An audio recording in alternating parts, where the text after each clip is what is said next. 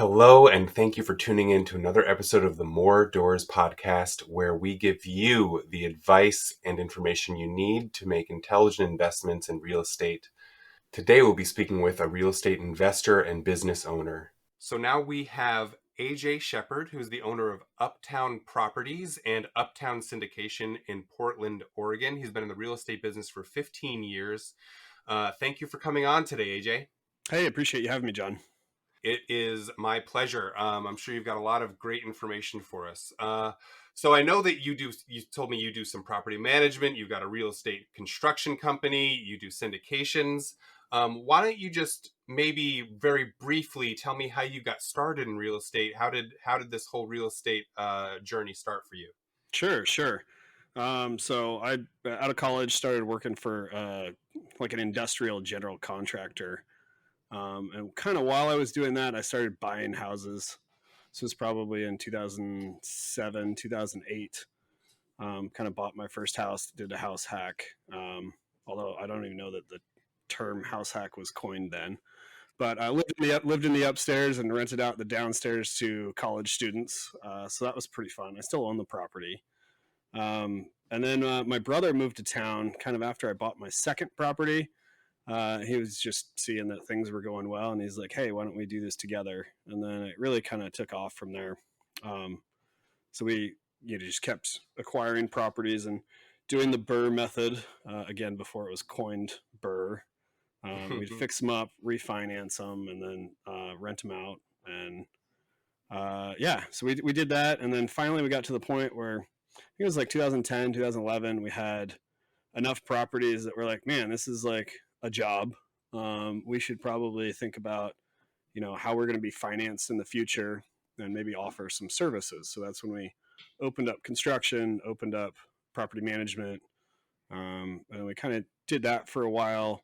Mostly it was just him and we maybe had like one assistant. And then probably in 2016, 2017, we started hiring some more people. Our portfolio kept growing. And then now in 2020, we opened up a brokerage about 2 years ago. We've got 4 or 5 agents working for us. And then we also have a full-on property management company with like 12 or 13 employees. Yeah, that's so much. I almost don't know where to start with questions. Let's do it one thing at a time. Well, So I guess I forgot to mention too, this particular year, 2020, we actually did our first 2 syndications. So we have started that business as well. I see. Okay, so how many properties, how many doors do you manage, and how many of them are properties that you own versus properties that you are running for other people? So currently we're a little over 500 doors or units, and then we own about 20 to 25% of those. That's really cool. And what is your opinion about having your own management company, doing that in-house as opposed to hiring out? What have the advantages and disadvantages been? The big advantage is control. Being able to make decisions on your own property, on what gets done, how it gets done, is nice. I guess that does take up a little bit of time, but we've always felt that we are good managers, and a lot of our clients feel like we're more investment minded than some other property managers, and just like we try to keep our turns get them done very quickly, keep the time down on the vacancy. We'd rather have a property rented out than sitting on the market with too high a rent. So we're very quick to drop rents when they need to happen. We do some cool things too, like we're in Portland, Oregon, and there's like a seasonal moving here. Most people want to move over the summer, so we write all of our leases to end in like April, May, and June, so that everything's turning over when people actually want to move and there's a high market. Currently, like it's November right now, and we're coming into the holiday season, and there's virtually like nobody looking for rentals. So having a vacant unit on the market right now can be really hurt your profits. So having that sort of control over our own properties is very, very beneficial. So I'd say control is probably like the number one thing of running your own management company. Great. You mentioned you also kind of started your own construction company. How did that work? I mean, where did you, obviously you're not doing the construction yourself. Did you find a local person and try to, make a partnership, or? Um, I worked for a general contractor out of college. We did like heavy industrial contracting. So I worked on like steel mills, paper mills, gold mines, silver mines, like all sorts of big stuff. I actually traveled like all over the world to do it. So I'm fairly familiar with like writing contracts and scopes of work and budgets and all that sort of stuff. So working on a house was fairly easy for coming to me. Um, and also just hiring people. I was a project manager, and at one point I had like 50 guys working for me before I left. So I just hired a guy and pretty much did the project management stuff for him on the side, and he's been with us for 7 or 8 years now, and we've hired a couple more, and a lot of them do maintenance for us. Again, having your own contracting company and the ability to pull permits and get stuff done quickly. Um, Also, if there's like an emergency that comes up with any of the properties, like I have that capability to be like, you know what, the project that you're working on is not as important as getting this other thing done. Whereas if you're hiring third party contractors, they're the ones that can make that decision for you. And it's typically based on how it affects their pocket as opposed to whether it's going to cost you money down the road. Like, say you have a leak and you need to get the water turned off like ASAP. Like, those, I can send my guy like immediately to get out there. Whereas calling someone else, it might be 4 or 5 hours. So having again, like that control and the ability to be really mobile and agile is pretty important, or what we feel is important. We still sub out a ton of stuff as well. Hmm. So, you're in Portland. I know Portland has been one of the most popular markets in the country for many years now. What is your opinion about Portland as a place to invest? And I mean, where do you see it heading in the next several years? Can you give us some information about that? Sure, sure. So currently, the inventory on the market for actual house sales is like 1.1 or 1.2. It's super low. So it's still popular. There's still a lot of job growth here. Portland has been one of the top 10 inbound cities for probably the last 5 or 6 years, from the statistics that I've seen, which makes it a desirable place to live. We've got a river running through it. We've got a mountain an hour away. The coast is an hour away. It's a nice place to live. Um, if you're going to visit during the summer. The winter's a little dreary, but when it's summer out, it's pretty awesome.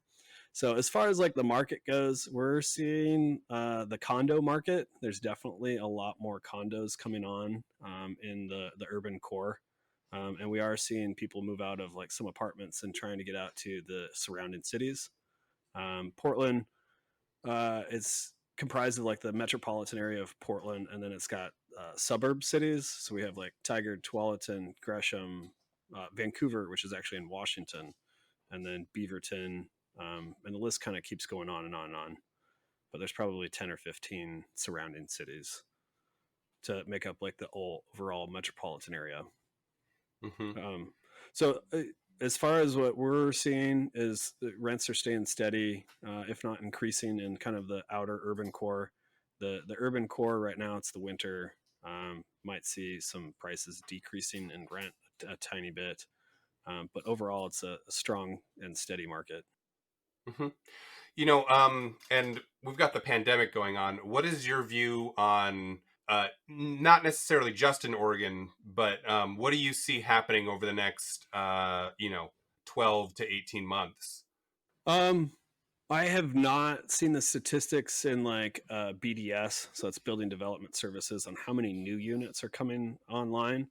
I know that we have a few cranes in the air, which is always a good thing to see. But with the pandemic, there's a lot more people working from home.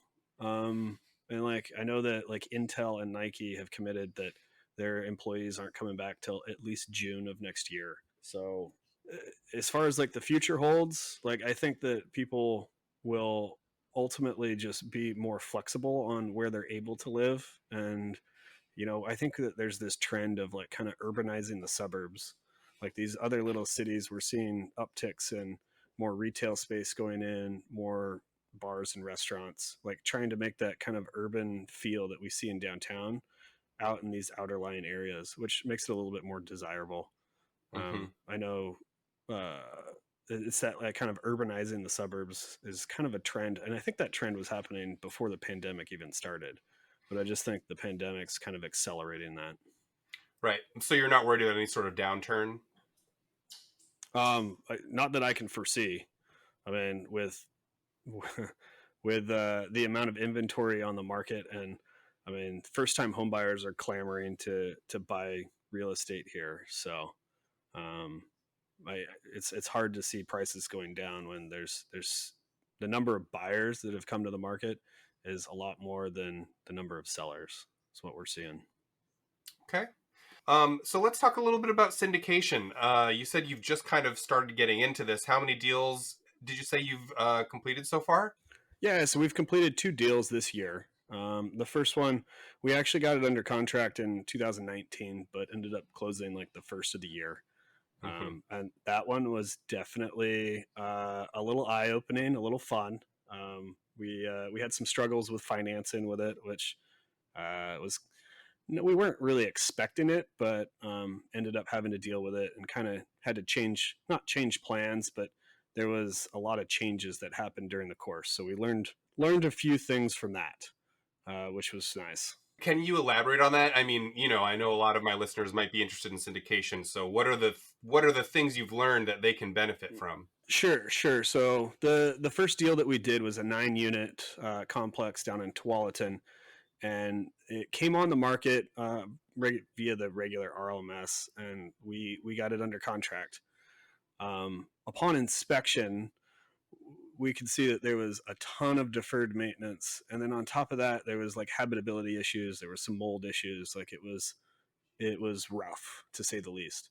The seller had indicated that they didn't want to do any work whatsoever. So we went ahead with like agency financing to try. Well, we started out with bank financing, and they came down to like 2 weeks before uh, that we were supposed to close, and they're like, "Yeah, we can't do this loan." So then we like went to agency financing, and then they had inspections. And this meantime, we're like postponing the close, um, and they had inspections and came up with a laundry list of items that we needed to do that was just beyond what the seller would even contemplate. I mean, most of the time you need to have like possession of the property to do a couple $100,000 worth of work. So we ended up getting a hard money loan on it, reducing the amount of work that we planned to do to just kind of get it up and going.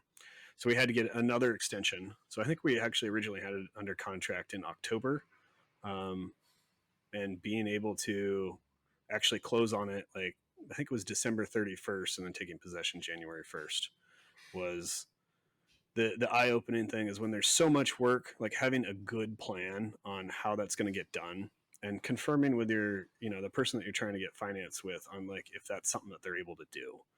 Um, the guy that was with Freddie Mac, he indicated that he'd never seen anything like this before. Like typically they had normally been able to, that he's never had a deal where they wouldn't finance it. So it was kind of interesting. I mean, you get those stories that like, oh, I've never seen this before, and we got that story a couple times on this deal. So having a plan with the financing and a backup plan was, and we had the backup plan, which was nice, but it was not exciting to have all of our investors subscribe to the way it was going to work the first time, and then have the bank fall through, and then having to like rework the pro forma and rework how we were going to do stuff.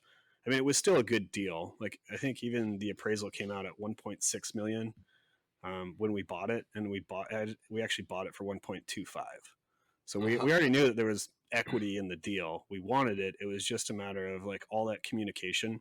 I think on our second deal that we did this year, we didn't subscribe all of the investors until after we'd negotiated the repair addendum, and that we had like a good conditional financing. So I think like even though you're excited to have the deal and you want your investors to subscribe to it, like waiting until you are a little bit more certain as to what's going to happen I think was one of the big takeaways that we took away from it. Mm-hmm. So, did things go smoother with your second deal? Things went way smoother with our second deal. Closed on time. Uh, Subscribed the investors after the repair addendum. The broker that we worked with uh, was a little bit tougher, but it went way smoother. Um, so we're currently, when we got it, 5 of the units were vacant, and this was about 2 or 3 weeks ago, and I think we've got 2 of them leased up now. So we're in the throes of updating the rest of them and trying to get them leased out before winter really hits.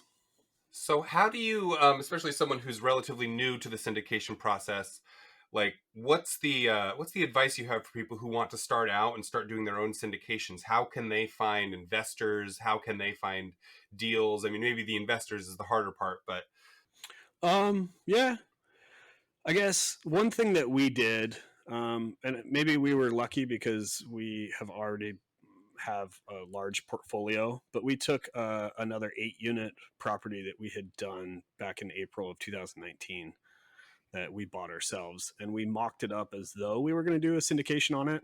So going through the steps of like creating the PPM, creating your marketing material, like understanding the pro forma and how it's going to work, doing a webinar on it, like practicing on something. I think having that to show your investors or people of like, hey, this is what it's going to look like when it actually comes out. That was really beneficial for us on the first one. And also, even for us, like going through those steps and just making sure that we're on the right track. It's my brother and I that are partners, and knowing that we're both making steps in the right direction. I want to say like getting started, that was probably the number one thing that really kind of propelled us, was the ability to mock something up. And I mean, other people can, do a deal that's already been sold and mock it up as though they were going to do a syndication on it. And just so that way, when a deal does come along, it doesn't take very long to put everything together. yeah, that's really interesting. I hadn't thought about that. Um, so I know that you're just getting into these deals. What does your exit strategy look like? We definitely have a 5-year plan. We've told all of our investors that it may go longer than that. It may not go longer than that. It's like we're going to review it when that time comes. Um, the exit strategy is selling at some point. We've not sold really any of our investments. We're very much a buy and hold company. We're fairly young guys. Like I'm 37, my brother's 36. So we have a lot of, I guess, life left on our investments. Still a lot of depreciation left. A lot of them are 10, 12 years old right now. So we still have another 10, 15 years before the depreciation really runs out. And then we'll start probably doing 1031s with ours. With the syndications, it's probably going to be selling them off, getting the investors their money back, and hopefully we'll have another deal that they can get into. Right. So, what advice do you have for people who are just starting out and in investing and they're wanting to get into their first deals? I mean, you've kind of seen the whole gamut of what's available in the real estate world. If someone wants to get into it, where do you think they should start? I've always said that if I could do it over again, starting out buying multifamily would be way better. The first house that I bought, I turned it into multifamily, so I feel like I kind of did that. But and house hacking is very much like that. But starting with like an actual duplex or an actual fourplex and getting that residential financing on that, the equity buy down, that the payments that you're going to have to make and the additional rent that you're going to get is just going to propel someone much quicker in the real estate world. So I would definitely suggest doing some sort of value add duplex or fourplex to start off with, if you can stomach living in that. Or uh, I've always said too that like buying a fourplex and then living or renting somewhere else is pretty much the same as living in it, but you may be paying a little bit more in rent someplace else. Right. Yeah, and that's great advice. I tell people that I advise the same thing. All right. So, final question: what's the secret to living a happy life? I think it's probably time management and making sure that you have time to do the things that you want to do. Uh, Work is work, and being passionate about it is great, but also taking the time to get out and do fun things. I like to do scuba diving and spearfishing. I also like to play a lot of golf. So making sure that I can do those things definitely leads to a happy life. Okay, thanks a lot, and thanks for coming on today. Yeah, thanks, John. Appreciate it. My pleasure. So, just a recap for everyone listening.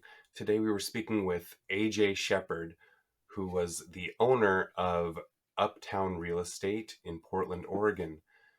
We talked a bit about property management and syndication. Some of the key takeaways I think today were uh, one of the major benefits of having your own management company to deal with your rentals is that you really have control over the work that gets done and the timelines and the order in which that work gets done.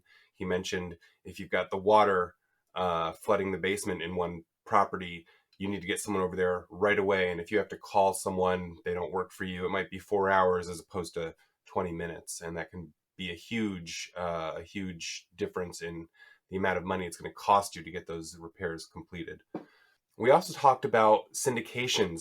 AJ started syndicating only in the last few years. He's only done a couple of deals, and some of his growing pains can be really beneficial for other people starting. He mentioned that his first deal got really rocky when it turned out it needed a lot of repairs that he wasn't expecting. And it moved the timeline a couple of times, and he had to keep going back to his investors and saying, okay, we have to push this back a little bit. We have to push this back a little bit. And he said, it all worked out in the end, but obviously you want to avoid making your investors have to agree to a new deal than the one they initially signed up for. So his advice was to have your investors sign after you finished the repair negotiations as part of the closing process. Another thing that he wanted to impart was that when you're just getting started, it can be really, really helpful to do a practice run. Set up one of your previous investments or the investments of a friend, or just go on the internet, look at something that's closed recently, and write down the specifics of that deal and how you would have sold it if it were a syndication that you were trying to get financed. I think that's fantastic advice that anyone looking to get into a syndication for the first time should probably do to help them make sure that they are ready and prepared. Not to mention, give them something to show their potential investors as an example of the way they could do business. And finally, he mentioned that if you're just starting out in real estate and you just want to jumpstart your career, and we've said this on the program before, multifamilies are a great way to start. He said preferably buy a multifamily that's also a house hack, meaning you will live in the house, because you can then take advantage of more favorable financing conditions. And I give that advice all the time. If you're just starting out and you really want to hit the ground running, buy a multifamily and preferably live in it if you can as a house hack, because you can buy one, wait a year, get another, wait a year, get another. And you can accelerate those timelines if need be as well. So it's the best way to get more doors under your control in the shortest amount of time. With that said, I hope all of you enjoyed our program today. We'll be back next Monday with another episode of the More Doors podcast.